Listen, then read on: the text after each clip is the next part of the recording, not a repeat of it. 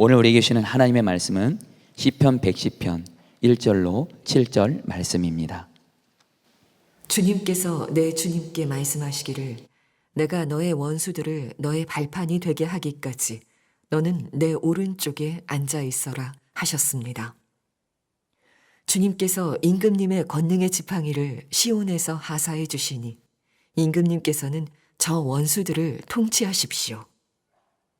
임금님께서 거룩한 산에서 군대를 이끌고 전쟁터로 나가시는 날에 임금님의 백성이 즐거이 헌신하고 아침 동이 틀 때에 새벽 이슬이 맺히듯이 젊은이들이 임금님께로 모여들 것입니다.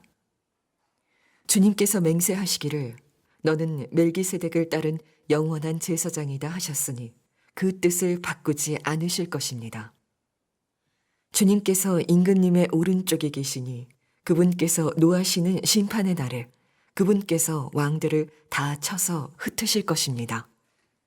그분께서 문 나라를 심판하실 때 그 통치자들을 치셔서 그 주검을 이 땅 이곳저곳에 가득하게 하실 것입니다. 임금님께서는 길가에 있는 시냇물을 마시고 머리를 높이 드실 것입니다. 오늘 나누려고 하는 이 시편 110편은 참 유명한 성경입니다.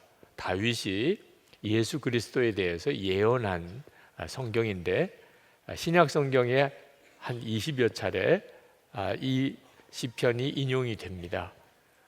베드로가 오순절 후에 설교할 때 인용을 했고 사도 바울도 그랬고 또 히브리서 기자도 그랬고 예수님도 인용을 하셨습니다. 마태복음 22장에 보면 예수님께서 바리새인들에게 그리스도가 도대체 누구겠느냐 이렇게 질문했는데 그들이 다윗의 자손입니다 라고 대답을 하니까 예수님께서 다윗이 그리스도를 주라고 고백한 적이 있지 않느냐 하시면서 이 시편 110편 1절을 인용을 하셨습니다. 내가 너의 원수들을 너의 발판이 되게 하기까지 너는 내 오른쪽에 앉아 있어라. 어떻게 다윗이 주님이라고 고백한 그분이 다윗의 후손이 될 수 있겠느냐.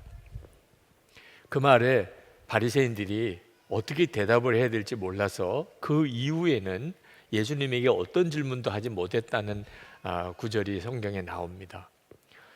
지금 이 시편 110편은 분명히 예수 그리스도에 대한 예언이 담겨 있는 시편이지만 원래 이 시가 쓰여질 때는 다윗이 하나님으로부터 받은 자기 자신에 대한 예언이었습니다. 하나님이 다윗을 하나님의 기뻐하시는 왕으로 세우시고 그리고 앞으로 하나님이 다윗에게 어떤 복을 주실 것인지에 대해서 말씀하셨습니다. 주위에 있는 모든 대적을 다 멸할 것이라는 1절에 내가 너의 원수들을 너의 발판이 되게 하기까지 너는 내 오른쪽에 앉아 있어라. 뿐만 아니고 하나님은 다윗을 아주 특별한 왕으로 세우셔서 제사장의 직임도 함께 감당하는 멜기세덱의 뒤를 따르는 제사장이 되게 하시겠다 이런 말씀도 하셨습니다. 그때 당시 제사장은 아론의 후손들이 세습하면서 이어져 가던 직책이었습니다. 그런데 아론의 후손이 아니면서도 하나님이 뽑아서 제사장으로 세운 이들이 있었습니다. 그가 멜기세덱이죠.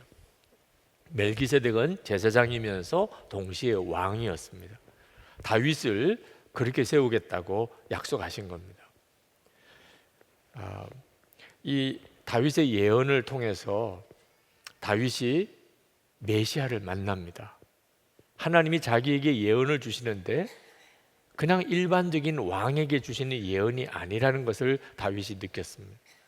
그리고 눈을 들어 영안이 열려서 그리스도 그분에게 주시는 하나님의 예언인 것을 깨닫고 그가 이 시편 110편에는 자기가 임금이 될 사람이면서도 또 다른 어떤 임금에게 노래하는 것 같이 이 시를 읽고 있습니다.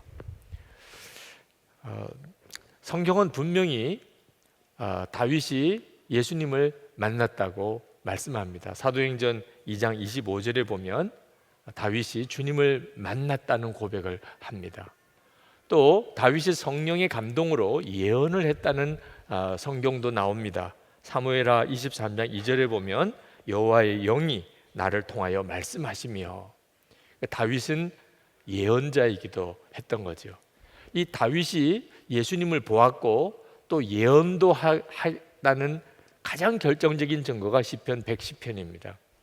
그런데 우리는 이 시편 110편에서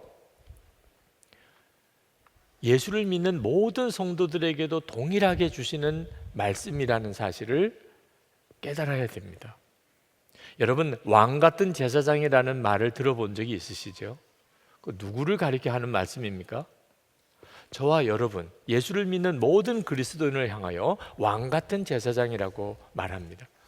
베드로전서 2장 9절에 보면 그러나 너희는 택하신 족속이요 왕 같은 제사장들이요 거룩한 나라요 그의 소유가 된 백성이니 이는 너희를 어두운 데서 불러내어 그의 기이한 빛에 들어가게 하신 이의 아름다운 덕을 선포하게 하려 하심이라. 이 왕 같은 제사장이 바로 멜기세덱을 따르는 제사장을 말하는 겁니다. 우리들 모두가 그렇다는 거죠. 그래서 이 시편 110편에서는 우리는 다윗에게 주시는 예언도 보아야 되고 예수 그리스도를 향한 예언도 보아야 하지만 우리 자신에게 주시는 하나님의 메시지도 오늘 이 시편 110편에서 듣게 되는 겁니다. 저는 그것을 이 1절 말씀에서 주님이 주신다고 깨달았습니다. 1절에 이렇게 말씀합니다. 내 오른쪽에 앉아 있으라. 자, 이 말씀은 내가 나가서 열 왕을 무찌르라 이렇게 말씀하지 않았다는 뜻입니다. 실제로 하나님이 다윗에게 주신 예언에 의하면 다윗이 주변에 있는 모든 대적을 다 무찌를 것이라고 말씀하셨습니다. 그렇다면 논리적으로 그러니 이제 너는 용기를 내어서 대적들 앞에 담대히 나가서 그들을 물리치거라 뭐 이렇게 해야 이게 말이 논리적으로 맞잖아요. 그런데 하나님께서는 다윗에게 그 주변에 있는 모든 대적을 다 멸하시겠다고 하셔놓고 너는 내 옆에 내 오른쪽에 앉아 있으라 이렇게 말씀을 하셨다는 거예요. 자, 이 말씀은 무슨 뜻이냐 하면 하나님께서 다윗에게 하신 예언이 전적으로 하나님 자신이 이루실 것이라는 뜻입니다. 열왕이 주변에 있는 모든 대적을 다 멸하시겠는데 그건 하나님이 직접 하시겠다는 거예요. 그래서 1절에 이렇게 말씀합니다. 내가 너의 원수들을 너의 발판이 되게 하기까지. 하나님이 그렇게 해주시겠다는 거예요. 그러면 다윗은 뭐 하는 거죠? 하나님 오른편에 앉아 있기만 하면 된다는 것입니다. 여러분, 이 말씀이 예수님을 믿는 우리에게 주시는 너무나 간절한 주님의 말씀과 동일한 말씀입니다. 요한복음 15장 4절에 보면 내 안에 거하라 나도 너희 안에 거하리라. 여러분, 예수 믿는 우리들에게 주님이 주시는 명령은 나가서 열심히 살아라. 내가 너에게 복을 주고 너에게 승리를 줄 테니 한번 나가서 열심히 살아보거라. 이렇게 말씀하셨으면 차라리 우리가 이해하기 쉬울 텐데 주님은 내 안에 거하라. 나도 너희 안에 거하리라.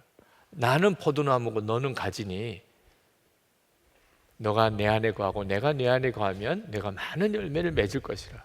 좀 이해하기가 어려운 말씀을 계속 우리에게 주고 계십니다. 그런데 이 말씀이 매우 중요해요. 우리가 진짜 주님을 의지하는지를 그대로 보여주는 것이기 때문에 그렇습니다. 하나님의 우편에 앉아 있는다는 일이 쉬운 일이 아닙니다. 믿음이 없는 사람은 할 수가 없어요.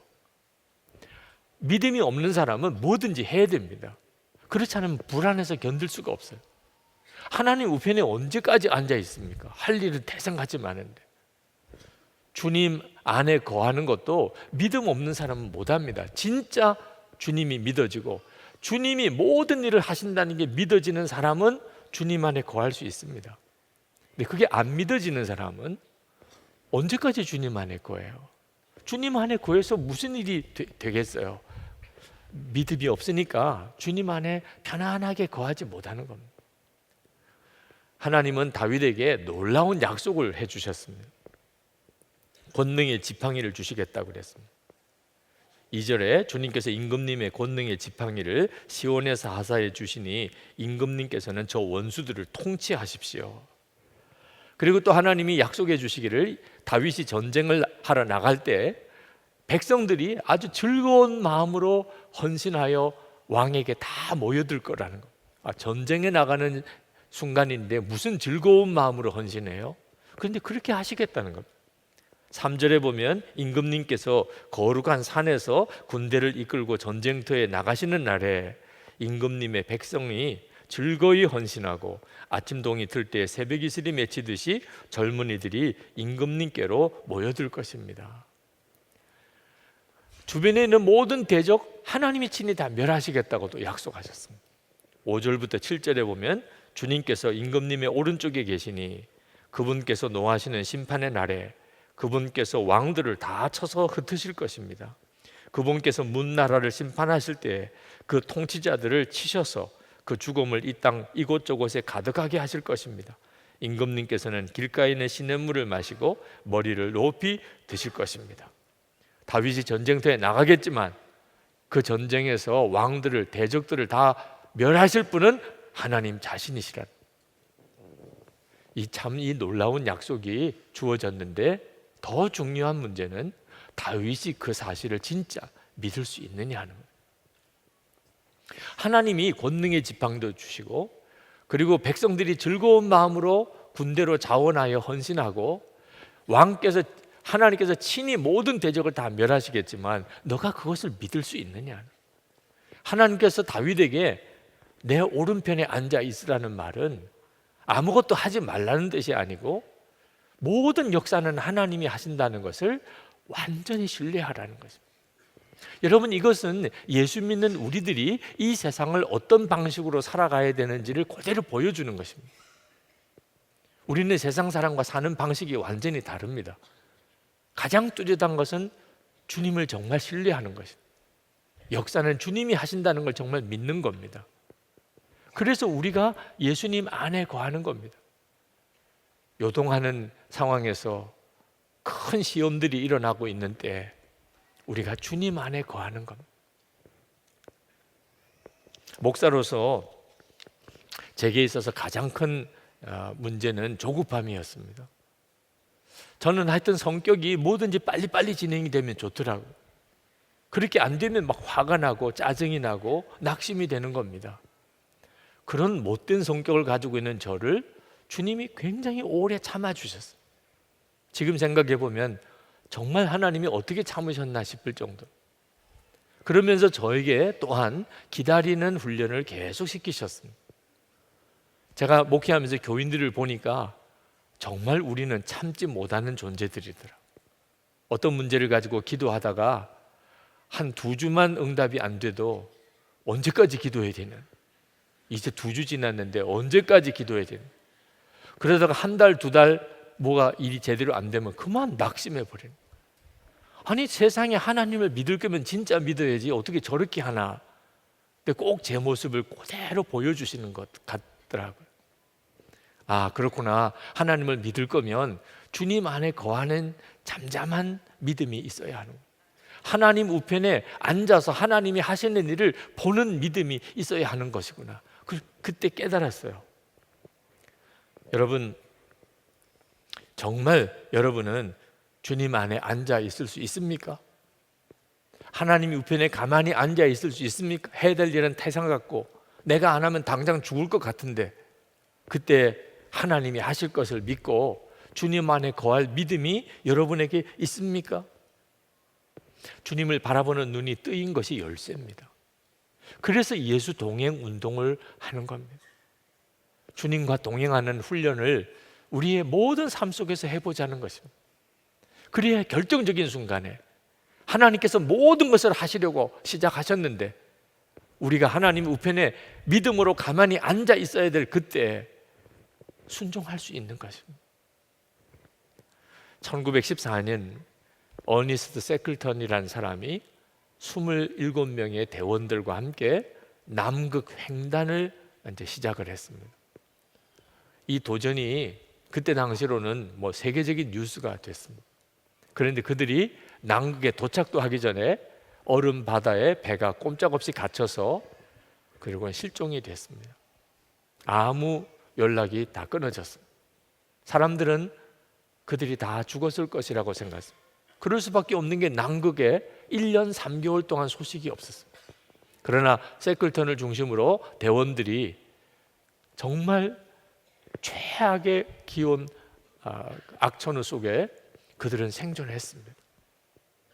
세클턴과 대원 한 사람이 조그만 보트 하나를 타고 1000km가 되는 바다를 건너서 자기들이 살아있다는 사실을 외부에 알렸습니다.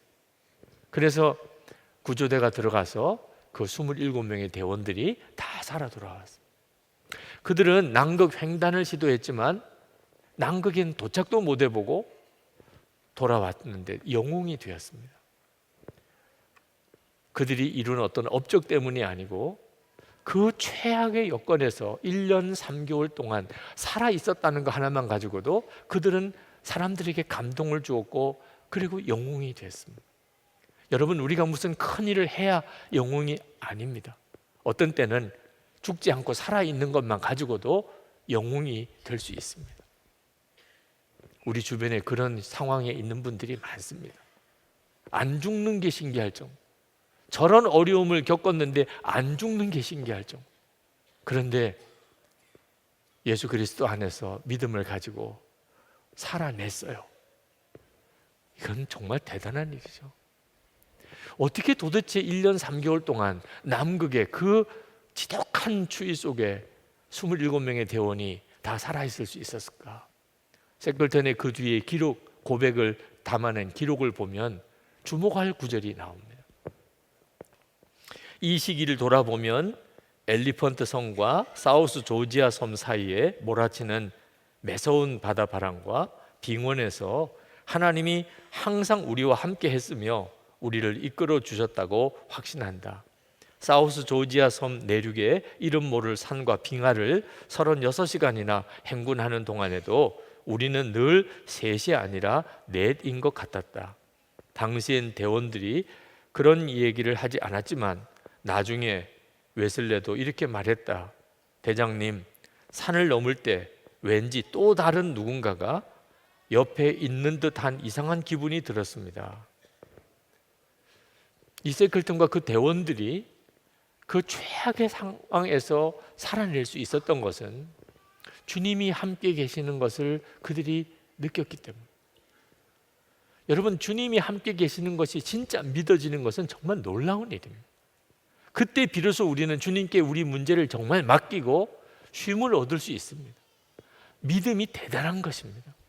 주님께 완전히 맡기는 믿음, 주님 안에 거하는 믿음은 절대로 작거나 나약한 믿음이 아닙니다. 여러분, 예수님이 함께 하심을 정말 믿으셔야 합니다. 우리가 예수 믿은 축복은 죄사함을 받은 은혜가 있습니다. 하나님의 자녀가 되는 권세가 되는 것도 엄청난 은혜입니다. 그런데 반드시 여기까지 가야 되는데 우리 주님이 나와 함께 계시고 내가 주님 안에 거한다는, 주님과 온전히 동행하는 것이 실제 믿음이 돼야 비로소 예수 믿은 진짜 믿음입니다. 우리는 죽으면 천국에 갑니다. 그러나 지금 여기서 주님과 함께 살아야 하는 것입니다. 죽고 난 다음에 천국 가는 것만 바라보고 오늘의 현실의 문제를 이길 수 없습니다. 지금 우리와 함께 하시는 주님을 바라보아야 조급하지 않게 됩니다. 시편 37편 7절에 여호와 앞에 잠잠하고 참고 기다리라. 이게 우리에게 주신 하나님의 말씀입니다. 자녀를 기르면서 이 아이가 언제 다 크나 그럴 때가 있죠. 근데 어느 순간에 뛰어다녀서 쫓아다니기도 힘들 정도가 됩니다. 하나님 언제 역사하시나, 언제 응답하시나 그럴 때가 있습니다. 근데 여러분 보십시오. 하나님이 역사하기 시작하면 그 다음엔 도대체 하나님이 하시는 일을 쫓아갈 수도 없을 정도로 버거울 때가 있습니다. 하나님은 우리 안에 반드시 주의 일을 행하십니다. 우리가 잠잠히 주님 안에 거하는 일이 필요합니다. 그러나 여전히 여러분 중에는 정말 주님 안에 거하기만 하면, 진짜 주님만 믿기만 하면 주님이 역사하실까? 안 믿어지는 분들이 있으실 거예요. 우리가 정말 주님 안에 거하기만 하면 주님께서 모든 일을 행하실 것이라는 그 믿음의 눈을 열어주는 책이 한 권 이번에 발간되었습니다. 바디 바이블이라고 하는 책, 이창우 장로님이 쓰신 책, 정형외과 의사이십니다. 저는 이 책을 읽으면서 굉장히 많은 도전도 감동도 받았습니다. 특별히 첫 번째 나오는 잠에 대한 설명을 들으면서 정말 귀한 책이다, 그런 생각이 들었어요. 오늘 우리에게 하나님이 던져주신 질문, 정말 주님 안에 거하기만 하면 되나 하는 것에 대해서 명확하게 설명해 주고 있었습니다. 여러분, 하나님은 우리를 창조하시고 그리고 살아가게 하시는데 하루의 3분의 1 정도는 반드시 잠을 자게 하셨습니다. 이건 모든 생물들이 마찬가지입니다. 아무것도 하지 않는, 모든 것을 다 내려놓고, 심지어 생각까지도 다 내려놓고 꼼짝하지 않고 죽은 것처럼 매일 6시간에서 8시간은 자도록 그렇게 만든 것. 이건 너무 신기하지 않습니까? 하나님이 왜 굳이 그렇게 만드셨어요? 잠 안 자고 살면 얼마나 시간이 많겠습니까? 근데 하나님은 3분의 1 반드시 아무것도 하지 않고 그냥 모든 의식 다 내려놓고, 그리고 정말 죽은 듯이 가만히 누워있게 하셨습니다. 근데 참 놀라운 것은 그렇게 아무것도 하지 않고 누워있기만 하는데 하나님은 우리 몸을 그 잠자는 기간 동안 다 회복시키십니다. 하루 동안의 피로를 다 씻으시고 우리의 장기가 다시 새롭게 만드시고 우리의 몸의 기력을 다시 다 회복시키시고, 그리고 아침에 눈을 뜨고 벌떡 일어나게 하시는 거예요. 이건 정말 놀랍잖아요. 우리는 아무것도 하지 않고 잠만 자고 있는데 해는 지고, 그리고 달이 뜨고, 별이 뜨고 지고, 새로운 하루의 해가 떠오릅니다. 우리가 한 게 아무것도 없어요. 그런데 저녁이 되고 아침이 되는 그 모든 일들을 하나님이 운행하고 계십니다. 정말 놀랍잖아요. 우리가 살아가는 우리의 인생도, 그리고 우리가 사는 이 세상도 실제로는 하나님이 다 움직이시는 것을 우리에게 말씀하고 계세요. 정말 주님 안에 거하기만 하면 주님이 모든 것을 책임져 주실까? 잠자면서 그것도 모르세요? 여러분이 잠자는 것이 그대로잖아요. 우리가 그냥 주님 안에 거합니다. 잠은 하나님이 우리를 향한 초청이에요. 쉬라, 내 품에 안기라. 이제 너희들의 모든 수고, 고민, 염려 다 내려놓으라. 내 품에 안겨. 그런 하나님의 초청이잖아요. 아직도 나는 죽고 예수로 사는 복음을 잘 이해 못하겠다 하시는 분 있습니까? 여러분, 나는 죽고 예수로 사는 복음이 그대로 잠자는 거잖아요. 잠잘 때 여러분은 죽는 거잖아요. 아무것도 하지 않잖아요. 모든 의지, 노력 다 내려놓잖아요. 그러므로 여러분, 잠자리에 들 때 주님, 저는 이제 죽음으로 주님 안에 안깁니다. 아무것도 저는 하지 않습니다. 의식조차도 이제는 다 사라집니다. 주님께 완전히 맡깁니다. 주님, 제가 다시 새 삶을 살게 해주시옵소서. 그리고 잠자리에 드시기를 바랍니다. 우리 주님이 무엇을 먹을까 입을까 염려하지 말라 하시고, 공중의 새를 보라, 저 들판에 있는 풀을 보라, 꽃을 보라, 다 누가 먹이고 입히냐? 하나님이 하신다, 그렇게 말씀하셨잖아요. 우리는 그것을 잠을 잘 때마다 경험하는 것입니다. 정말 하나님이 그렇게 하시잖아요. 지금까지 여러분이 그렇게 사셨잖아요. 오늘날 현대인들은 무엇을 먹을까 무엇을 입을까 걱정하고 염려하는 바람에 잠을 제대로 못 잡니다. 공부하는 것 때문에 또 잠을 제대로 못 잡니다. 놀 게 너무 많아서 또 잠을 제대로 못 잡니다. 하나님이 주시는 엄청난 은혜를 걷어차고 사는 것. 밤 문화가 발달되고 잠을 제대로 안 자는 그런 문화는 다 타락한 문화잖아. 하나님을 완전히 신뢰하는 경험을 매일 합니다. 우리는 잠을 자면서 나는 죽고 예수로 사는 그 복음을 매일 경험합니다. 아직도 여러분 안에는 예수님께 완전히 맡기는 믿음이 아니신 분들이 있을 것입니다. 오늘부터 여러분이 잠을 잘 때, 아, 지금이 바로 이 느낌이구나. 예수님께 완전히 맡긴다는 것. 이게 이 느낌이구나. 때때로 잠이 안 올 때가 있습니다. 너무 억울하고, 너무 슬프고, 너무 답답할 때. 어떤 때는 자다가 잠깐 깼는데 더 이상 잠이 안 올 때가 있습니다. 자야 되는데 잠이 안 오는, 말하고 싶은데 말 못하는 그 답답함. 이 선한 목자교회 담임 목사가 되면 말 못할 게 많습니다. 설교 때 다 했다가는 큰 시험 들 일도 많습니다. 자다가 벌떡벌떡 깰 때도 있습니다. 그때마다 주님, 나는 죽었습니다. 자야 되잖아요. 그래야 내일 또 설교도 하고 사역도 하죠. 그때마다 주님, 저는 죽었습니다.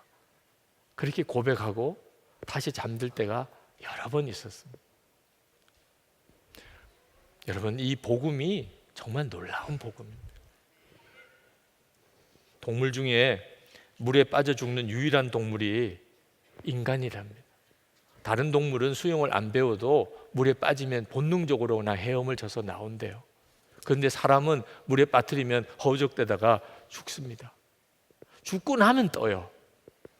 원래 우리 몸 구조 속에 폐에 주먹만한 공간이 있어서 물에 뜨게 돼 있대요. 그런데 왜 물에 빠져 죽습니까? 물에 맡기지를 못하는 거예요. 물에 빠지는 순간에 물에 자기를 맡기지를 못하는 거예요. 우리가 예수 그리스도 안에 살면서도 예수님에게 우리 자신을 맡기지 못하고 잠도 제대로 못 자고 고민하고 염려하고 걱정하고 몸부림치고 그러다가 건강도 상하고 혈관도 막히고, 왜 그렇게 살아야 하죠? 하나님이 다윗에게 주셨던 이 왕으로 세우실 때 주셨던 예언은 믿어지지 않을 정도로 사실 간단한 거예요. 내 오른편에 앉아 있으라. 내가 다 할 테니 너는 내 오른편에 앉아 있으라. 예수 그리스도를 믿고 우리에게 주시는 주님의 말씀도 믿어지지 않을 정도로 간단해요. 내 안에 거하라. 나도 너희 안에 거하리라. 여러분, 오늘부터 이제 진짜 주님 안에 거하는 삶을 사시기를 축복합니다. 주님께서 항상 함께 하시는 것을 믿으셔야 합니다. 그리고 순간순간 주님 안에 거해야 합니다. 나는 죽고 예수로 사는 삶을 매일 잠을 잘 때마다, 그렇지, 이렇게 사는 거지, 이렇게 하면 되는 걸. 그래서 우리가 깨어 살아갈 때 그 감각으로 사는 거예요. 아, 주님께 맡기는 게 잠잘 때 그렇게 하는 거구나. 주님, 맡깁니다. 더 이상 염려 안 합니다. 그냥 저는 찬양하고 감사하고 사랑하고 살겠습니다. 그러면 매일매일의 삶이 결코 힘들기만 한 삶 아닙니다. 매일 기적을 봅니다. 정말 놀랍습니다. 주님이 하셨습니다. 이렇게 고백하게 되는 것입니다. 지금도 마음이 답답하고 두렵고 조급하십니까? 오늘 이 시간에 여러분과 함께 하시는 주님을 온전히 바라보게 되시기 바랍니다. 이 시편 110편은 다윗에게 주신 예언이고 예수 그리스도에 대한 예언이면서 동시에 예수 믿는 모든 성도들에게 주시는 주님의 약속입니다. 아멘으로 받으시기 바랍니다. 우리 다 자리에 일어나셔서 하나님 앞에 찬양하고 그리고 기도하겠습니다. 나의 안에 거하라, 나는 내 하나님이니 찬양하시겠습니다.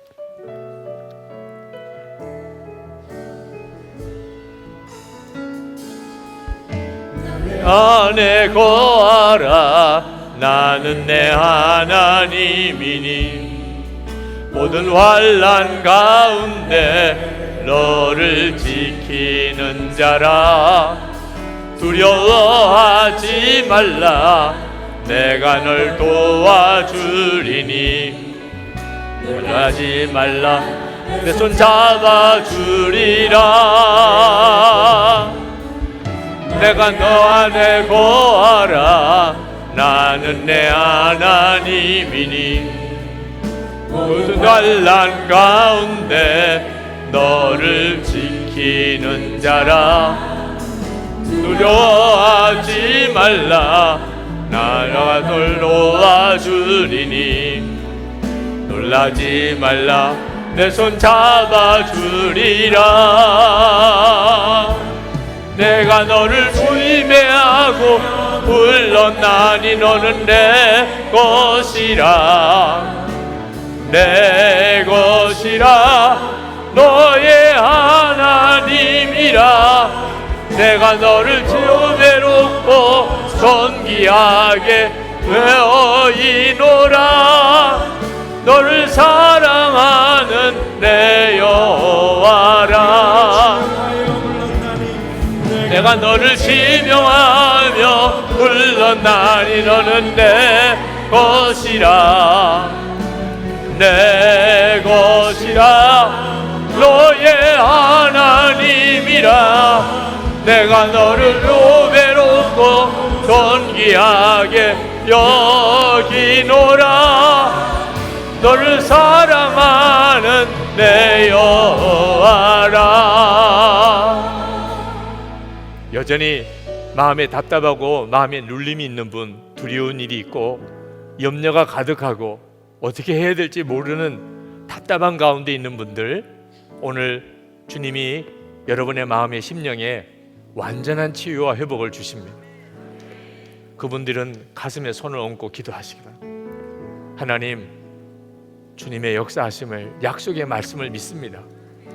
하나님 우편에 그저 앉아 있기만 하겠습니다. 주님 안에 있기만 하겠습니다. 나의 주, 나의 하나님, 내 인생을 주님의 손에 맡깁니다.